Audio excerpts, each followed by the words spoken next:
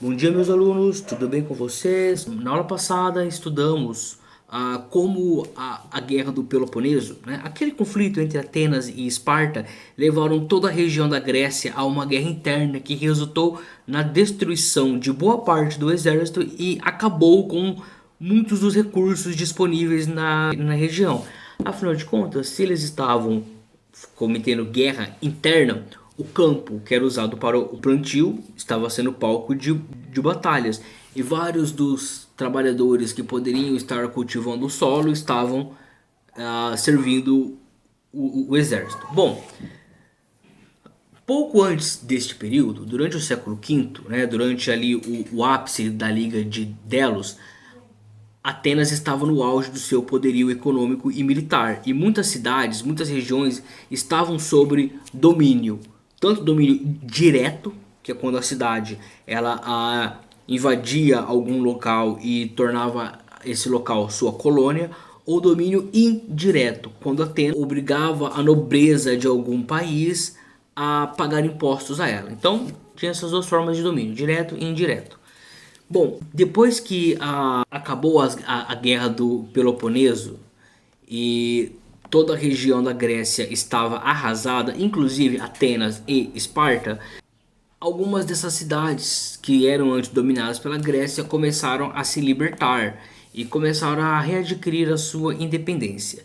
Neste período, no reino da Macedônia, né, que fica ali ao norte da onde seria a Grécia, algumas conspirações políticas que, em uma análise superficial, não apresentam ter nada de muito diferente de qualquer outras tramas políticas que já acompanhamos até agora. Casamentos arranjados, reis morrendo sem herdeiros, disputas por sucessão, conquistas de territórios e invasões. Nada diferente do que vimos acontecer na Mesopotâmia ou no Egito, ou mesmo na Grécia.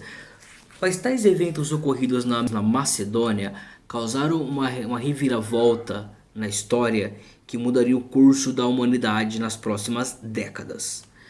No ano de 338 a.C., sob a liderança de Filipe II, o exército da Macedônia derrotou o exército de Atenas e o exército de Tebas na cidade chamada Queroneia, né? E o nome da batalha, né, foi Batalha de Queroneia. Bom, essa liga grega de Atenas e Tebas era a mesma liga que havia derrotado os persas anos anteriores. Porém, eles estavam tão enfraquecidos pelas guerras contra Esparta que o Felipe II derrotam os exércitos atenienses e tebanos. Essa vitória de Filipe II encerrou o chamado período clássico da Grécia e deu início ao chamado período helenístico. Seria um período de exportação de cultura grega para o resto do mundo. Bom, em 336 a.C., ou seja, apenas 2 anos após dominar a Grécia, Filipe II foi assassinado.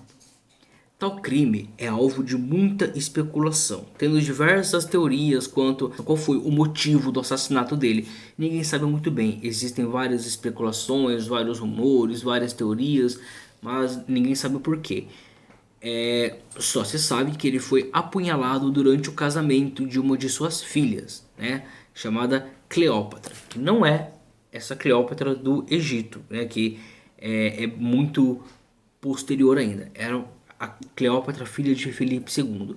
Ele foi apunhalado por um nobre chamado Pausânias. Após a morte de Filipe II, seu filho Alexandre ascendeu ao trono. Alexandre foi aluno de um dos melhores mestres de sua época, o filósofo grego Aristóteles.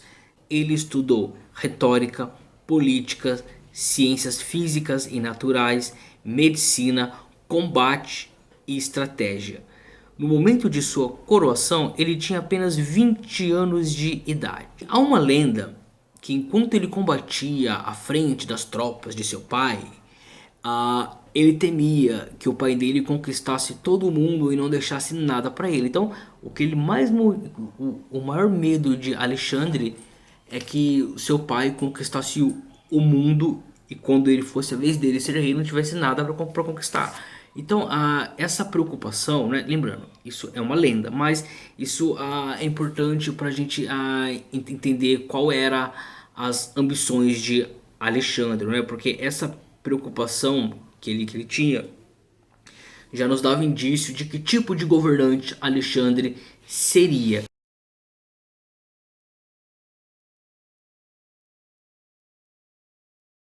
Pois assim que ele se tornou rei da Macedônia e governante da Grécia, ele deu início a um ousado, ambicioso e grandioso sonho, que era o de ser rei de todo o mundo. O mundo qual eles conheciam. Né? Alexandre queria que tudo aquele mundo conhecido, aquele mundo greco-pérsico ali, pertencesse a ele. E mais, e ele desejava ainda tomar ainda os locais que ele não conhecia. A preocupação de Alexandre era unir este mundo, pegar todas essas tribos, esses reinos isolados e tornar tudo isso um único local.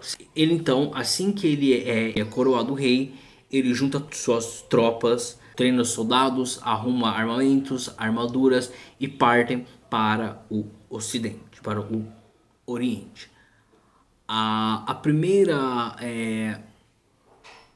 a primeira parte desta conquista de Alexandre era escorraçar de uma vez por todas os persas da região. Não é? Então ele começou uma cruzada, uma perseguição ao então rei da Pérsia. Porque é o seguinte, os gregos eles expulsaram os persas ali da Grécia, mas eles não derrotaram os persas.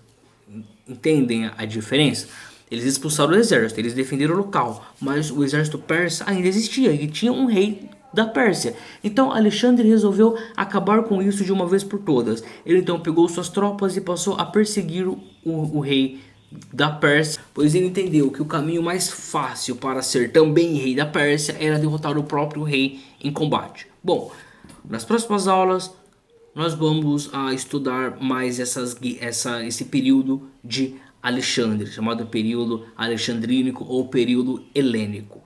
Né? Vamos então acompanhar essa saga desse jovem que queria conquistar o mundo.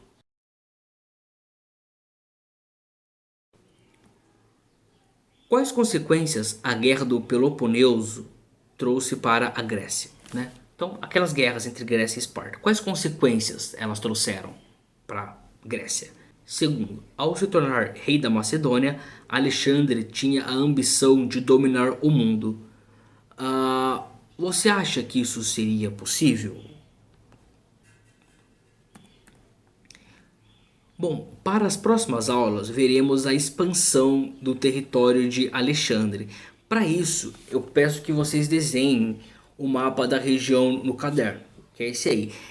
Olha, façam da melhor maneira que vocês conseguirem, tá? Eu não vou cobrar a perfeição de vocês, tá?